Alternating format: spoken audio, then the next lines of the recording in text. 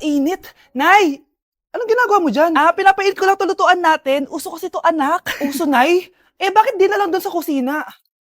Sa sobrang init ng Pilipinas ngayon, ayan, pwede ka na magluto. Di ba? Tipid sa gas. Grabe. Ang talino mo, Nay. Makakatipid na ako neto. Anak, check mo nga dyan yung sinaing ko. Okay na po to, Nay. Ano ba naman tong batang to? Tanghali na nakahilata pa din.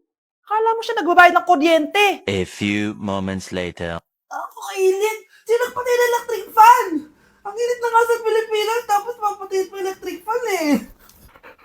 Tay, ano yan? Ice coffee? Mainit na kape to, anak. Mainit na kape? Ang init na nga sa Pilipinas eh. Ang perfect nga nito, anak eh, kasi mainit tapos mainit, di ba? Negative times negative equals positive. Perfect nga, Tay. Enjoy. Hala, late na ako. Ano to? Sinuspindi na ang face-to-face classes sa ilang paaralan sa bansa dahil sa sobrang init. Yes, makakatulog pa ako ulit. Ay, sa wakas, makakaligo na rin ako.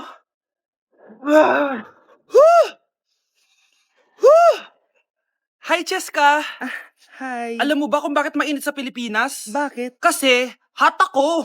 Pero natabo. Yan, init-init na ka sa Pilipinas tapos mag-joke ka pa ng ganyan. Sungit! Grabe, ang pangit ko pala dati nung bata ako. Sino tong tumatawag? Hello? Scarlett, wag kang papasok bukas sa school, ha? Ha? Bakit? Sino ka ba? Basta, sundin mo na lang ako, please. Ano yun? Ang weird. Oh, anak, hindi ka pumasok? Opo, Nay. Masakit po yung pakiramdam ko eh. Pagaling ka, anak, ha?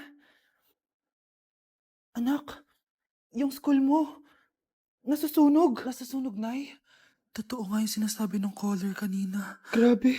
Buti na lang, anak, hindi ka pumasok sa school ngayon. Sino na naman to tumatawag na to? Hello? Sino to? Scarlett, wag kang matutulog ngayong gabi, ha? Ikaw na naman? Paano mo nalalaman yung mga yan, ha? Scarlett, please, sundin mo na... Anak, matutulog na ako, ha? Ikaw din, huwag ka na magpuyat. Sige po, Nay. Tatapusin ko lang po itong pinapanood ko. Kung hindi ako matutulog, ano namang gagawin ko buong gabi?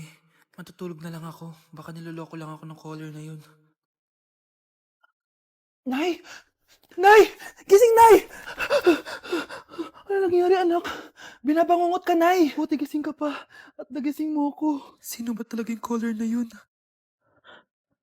Sino ka ba talaga, ha? Bakit alam mo lahat ng mga masasamang mangyayari? Gusto mo ba talaga ako makilala, Scarlett? Oo, dahil hindi ako matatahimik. Magkita tayo malapit sa puno ng mangga. Hello? May tao ba dyan? Hi, Scarlett. Ikaw ba yung caller? Gusto mo ba talagang makita kung sino ako? Oo. Ako ikaw, Scarlett. Galing ako sa future. Ikaw ako? Kailangan kong ayusin yung mga nangyaring masama. Paano? Paano nangyari yun? Basta, Scarlett, ayusin mo yung mga desisyon mo sa buhay, ha? Sige na, baka mahuli pa ako ng mga humahabol sa akin. Sandali! Sino humahabol sa'yo? Para kang tanga, babe!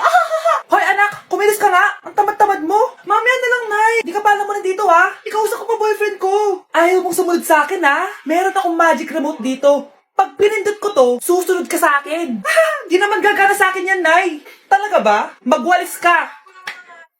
Ang nangyayari sa akin? Ang nangyayari? Deserve. Mag-aaral ka ng maayos. Nay, 99 po yung grade ko sa school. Ang bilis wala na akong pera eh. Bigyan mo ako ng pera. Pera? Nay, ito po 100,000 para sa'yo. Salamat, anak! Ang saya naman gamitin nito. Nay, tama na! Hindi, manahimik ka dyan.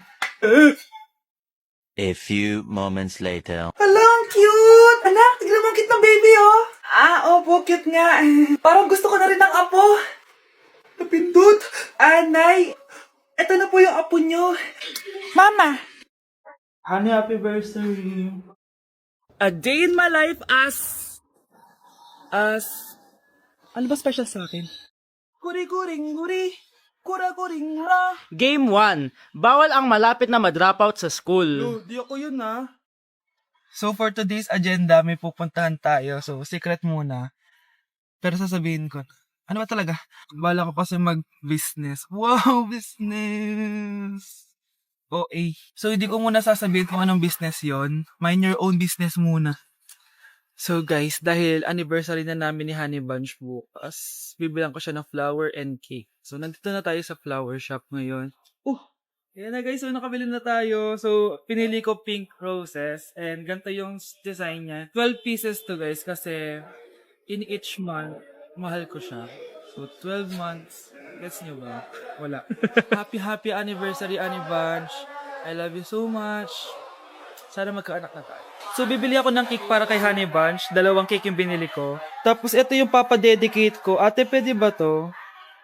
Guys, yung mukha ni ate, parang gusto niya sabihin sa akin na, sana sinend mo na lang yan sa messenger. Seryoso ako. Gusto ko talagang padedicate yan sa cake. Sa mga nagtatanong kung kapatid ko ba to, hindi ko po yan kapatid. O sige na, mag-promote ka na. Shoutout po sa akin. O, diba? May bayad yung promotion dito. Kala mo libre lang yun. Sige na, ipapromote na kita. Ilalagay ko na lang sa bicep mo yung TikTok mo. Ayan. So guys, nandito na tayo sa labas ng bahay. Bigay na natin to kay Honey Bunch. Happy anniversary! May cake ka. Honey, happy anniversary! So, anong wish mo para sa ating dalawa? So, yun lang naman. Sige na. Anak, kailan mo ako papakilala sa girlfriend mo? Nay, wag po kayo magagalit. Girlfriend ko po kasi yung anak ng kapitbahay natin. Yung mayaman na kapitbahay natin. Opo, Nay. I like your taste, ha? Nasaan na siya? Nandito po siya, Nay. Papakilala na kita. Babe, halika. Hello.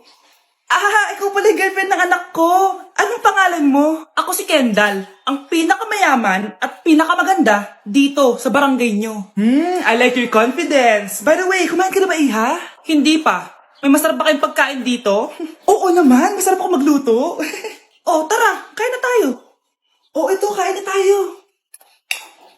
Sarap.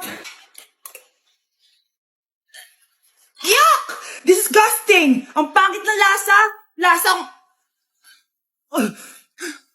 Grabe ka naman! Nagsisisi akong pumunta pa ako dito! Babe, magpapaliwanag ako please! Ang papangit nyo! Tita! Bastos ka ha! Ikaw na nga binibigyan ng pagkain! Nag-iinarte ka pa! Tita po! Sorry na po, tita! Nay!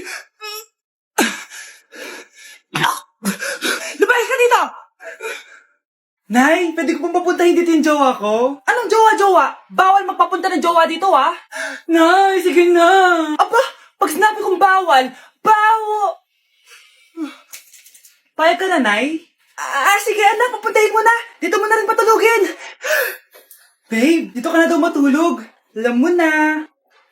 Nay, pwede bang gumala? Ay, hindi pwede. Puro ka na lang gala. Manahimik ka nga dito sa bahay. Kasama ko naman yung anak ng kumari mo eh. Wala akong pake. Bawal. Anong bawal, Nay? Sige, gumala ka na, anak. Ito ATM ko. Kuha ka ng pera dyan. Thank you, Nay. Bro, tara na. Piniyagan na ako. A few moments later. Nay, bagsak po ako sa school. Ha? Bagsak? Yan, puro ka kasi cellphone. Sorry po, Nay. Gagalingan ko po sa susunod. Simula ngayon, bawal na mag-cellphone, ha? Bawal ang ano, Nay? Okay lang yun, anak. Bawal ka na lang sa susunod. Ito bagong cellphone. Para sa'yo. Wow, thank you po, Nay. Huwag niyo sasaktan yung mga halaman ko. Magkamatay na tayo. Anak, kain ka na, Darating yung mga kaibigan ko, Wag na wag mo ako ipapahiya. Sige, anak. Andiyan na sila. Oo, tapos nagkita kami ng ex ko, di ba? Kayo pala yung mga kaibigan ni Scarlett. Gutom ba kayo? May pagkain dito, Ang pangit pa rin ng mama ni Scarlett, no? Isa lang yung mata. Uy, grabe ka naman. Naya na ba? Di ba sabi ko sa'yo, huwag mo kayo papahiya? Kainis. Umalis ka nga dito. Huwag kita makita. Sorry, anak. Tara na nga, labas na nga lang tayo. May panira dito, eh. Tara. Anak, sandali. Anak, Scarlett, graduation mo pala bukas? O tapos? Si nanay ba yung aakit sa stage? Ay, hindi! Si tita na lang isasama ko. Papahiya mo lang ako eh. Buti pa si tita, kompleto yung mata. O sige, proud ako sa'yo anak ha. Kainis, bakit kasi isa lang yung mata mo? Balang araw, anak. Malalaman mo rin kung bakit. Diyan ka na nga, marami pa akong gagawin. Ano bang ginagawa natin sa hospital, tita? Sumama ka na lang, Scarlett. May kailangan ka malaman. Scarlett? Ikaw yung anak ni Susan, right? Oo, Doc. Ako nga si Scarlett. Ba't kilala mo ko? Oh, yes. I remember. Ikaw yung batang na-aksidente dati. Yung nabulag yung kaliwang mata. Buti na lang dinonate ng nanay mo yung kaliwang mata niya para sa'yo. Kaya pala isa lang yung mata ni nanay. Alam mo, sobrang mahal ka ng nanay mo. Huwag mo siyang papabayaan, ha? Breaking news! Mag-end of the world na mamaya! Mag-end of the world na! Mga anak, sabihin niyo na sa akin lahat ng mga sikreto niyo! Nay, ako po yung nagnakaw ng 1,000 sa pera mo! Kaya pala wala na akong pera sa pitaka ko? Nay, may jowa ako! Oh, ano naman? 5 sila! Ha? Paano mo na kaya lahat yon? Nay, ang baba po ng mga grades ko ngayon. Huwag ka po sana magalit sa akin. Okay lang yun, anak. Ano ba grade mo? 95. Okay na yun. Ako nga 75, masaya na ako eh. Nay, hindi po ako straight. May boyfriend po ako. Matagal ko nang alam, anak. Tanggap kita. Thank you, Nay. A few moments later. Mari, mag-end of the world na pala. Oo nga, Mari. Nakakatakot. May kailangan kang malaman, Mari. Ha? Ano yun? Ako yung kabit ng asawa mo. Walang hiya ka! Salamat ka, mamamatay na tayo! Kaya pinapatawad na kita! Breaking news! Fake news lang pala ang end of the world. Yun lang. Salamat, fake news lang. Darling, kamusta kayo? Bakit, darling? Manluloko ka! Akala mo di ko alam na kapit mo yung kapbahay natin! Lumayas ka dito! Patawarin mo ako, darling! At least hindi tayo mamamatay! Dahil akong papatay sa'yo! Nay! Yes, anak? Si tatay po kasi nakita ko po ng isang araw may kasamang ibang babae. Humanda yung tatay mo sa akin. Few moments later. Mars! Uy, Mars, anong ginagawa mo dito? Mars, may problema ako. Ano yun, Mars? Pinalayas ako sa amin, Mars. Hala, bakit ka pinalayas? Nalaman nila na buntis ako. Buntis ka, Mars? Mars, di ko alam gagawin ko. Kalma ka lang, Mars. Mars, pwede bang dito muna ako manirahan? Ha? Ba't di na lang doon siya nakabuntis sa'yo? Yun na nga, Mars. Nandyan ba asawa mo? Wala siya dito. Bakit mo hinahanap, Mars? Sabi mo doon siya nakabuntis sa akin. Ha?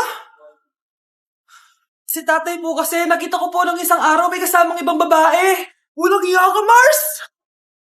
Gusto ko lang maging malinaw sa inyo na dito sa klase ko, ako ang nasusunod. Naintindihan? Ma'am, ito po yung assignment ko.